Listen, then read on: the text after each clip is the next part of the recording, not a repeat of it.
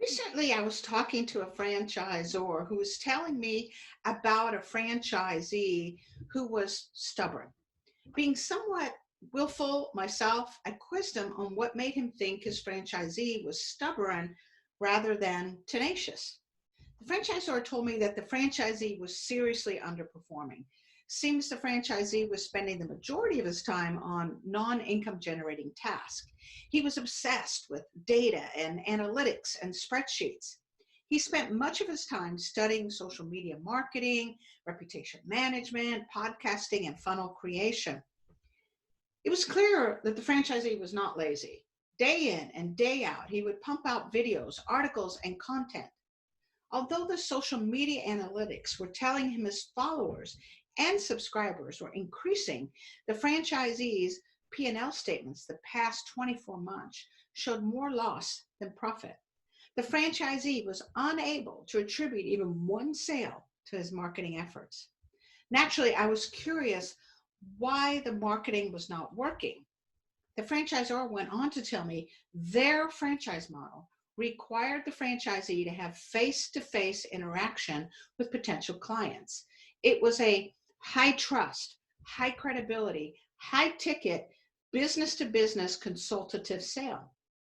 Although there was some minor marketing necessary, without direct contact through networking and referral partners, the franchisee would struggle. The franchisor, of course, offered extensive training and mentoring so franchisees could be competent working with and selling to influential and affluent clients. However, bullheaded franchisee rejected mentoring, always seemed to know better, and believed his marketing efforts would compensate for his lack of desire to sell. So you might be asking yourself, why would someone buy a franchise, then ignore the instructions of the franchisor and choose instead to head down a path that would lead to nowhere? To answer that question, first we have to distinguish the difference between perseverance and stubbornness. Stubbornness is the ugly side of perseverance. Perseverance is the continuation of a commitment through action in spite of the lack of immediate success. It's staying the course over hill and valley, knowing at some point one will reach their desired destination. It's a tenacious yet eyes wide open commitment to getting up, suiting up, and getting on with our day. It's a laser approach to reaching one's destination, knowing there will be slight modifications and course corrections along the way. Stubbornness is perseverance to the extreme. Stubbornness will cause someone to blindly and obsessively use the same action, thought process, or behavior again and again, even when it doesn't work. Evidence shows it never will, or the cost of arriving at the destination far outweighs its reward. It's the true definition of insanity. I liken it to a man without a compass, map, or navigator who jumps in his car, turns left, and believes if he just keeps driving, one day he will reach Timbuktu. Doesn't matter how much it costs, how long it takes, or that there are 100 signs along the way, none of which say Timbuktu just ahead. Again, one might ask, why would someone ignore the signs, be unwilling to listen to feedback, or stubbornly go without direction or map? What causes someone to be stubborn, and how can you, as a franchisor, encourage perseverance, tenacity, and grit while screening out stubborn, unyielding prospective franchisees? Stubbornness and identity are intertwined.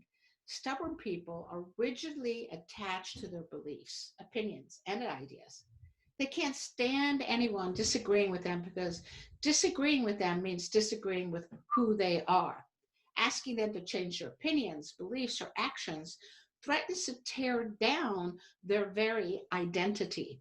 When anything is about to be torn down, there are always those who will resist, even if it's a rat's nest. Think about those who stubbornly refuse to move or protect themselves in the face of a tornado, fire, or volcano. Stubbornness is about maintaining control. Stubbornness is, of course, based on fear, the fear of change and the fear of being forced to do something we don't feel ready for or simply don't want to do.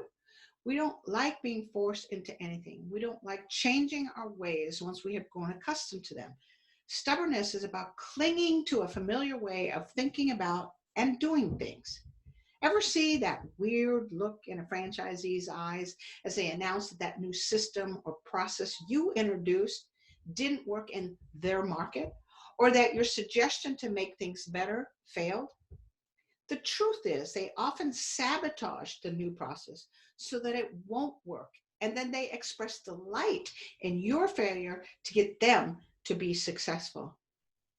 While stubbornness is born of fear, it also includes a deep mistrust, leading to outright anger and irrational behavior. When a person backs too far into the corner, resisting change, they can become like a trapped, injured animal, fangs and claws out, unable to see that you, as a franchisor, are extending your hand to help. Someone who finds it difficult to let go of his or her identity as a successful corporate executive and sees himself as a semi-ignorant and budding franchisee may find it difficult to let go of control and trust a franchisor's leadership.